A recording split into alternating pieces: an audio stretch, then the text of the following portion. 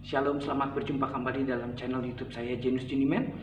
Pada kesempatan kali ini saya ingin membahas tentang wabah yang terjadi di seluruh dunia maupun di Indonesia, yaitu bahaya dari virus corona atau yang disebut sebagai COVID-19.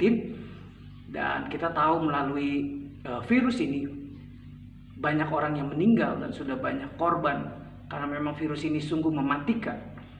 Dan kebijakan pemerintah, yaitu melalui Presiden Joko Widodo, menghimbau agar seluruh rakyat untuk bekerja di rumah, belajar di rumah, dan beribadah di rumah.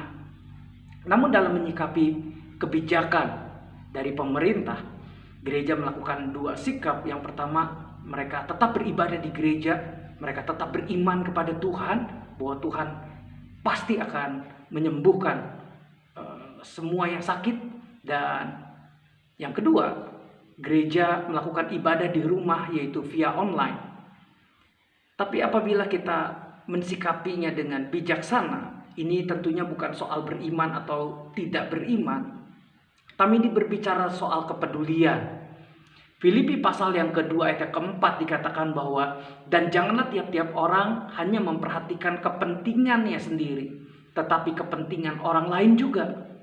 Beriman itu memang baik, tetapi orang beriman harus belajar peduli. Ini bukan berarti kita khawatir, tetapi gereja harus belajar peduli terhadap nyawa orang lain. Alangkah baiknya jika ibadah dilakukan via online untuk sementara dan tidak berkumpul di gereja, karena memang menghindari hal-hal yang tidak diinginkan atau terinfeksi virus corona.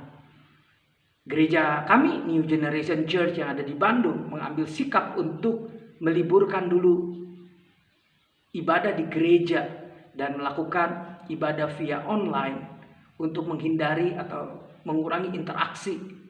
Dan dalam hal ini kita bisa belajar yang pertama bahwa gereja harus tunduk kepada otoritas atau pemerintah, karena mereka sudah ditetapkan oleh Tuhan untuk bisa mengatur bangsa ini dengan baik.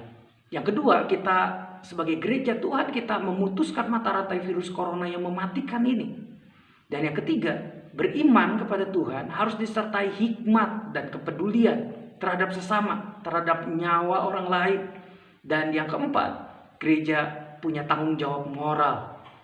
Dan saya berharap ini bisa memberikan pengertian kepada kita untuk kita tetap di rumah, tetap jaga kesehatan sampai pemerintah umumkan situasi di bangsa ini sudah aman dan membaik. Dengan demikian kita bisa kembali beribadah di gereja dan bertemu dengan saudara seiman yang lainnya. Saya kira ini bisa menolong kita semua untuk kita bisa menjadi gereja yang bertanggung jawab, menjadi gereja yang menjadi garam dan terang bagi lingkungan sekitar kita dan bagi bangsa dan negara Indonesia. Tuhan Yesus memberkati.